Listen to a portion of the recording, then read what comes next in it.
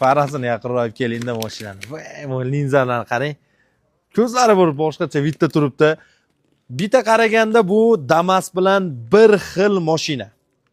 Faqat bu Xitoy Viva Eva degan modelni ishlab chiqaribdi, lekin bizda Damas deb tanishadi.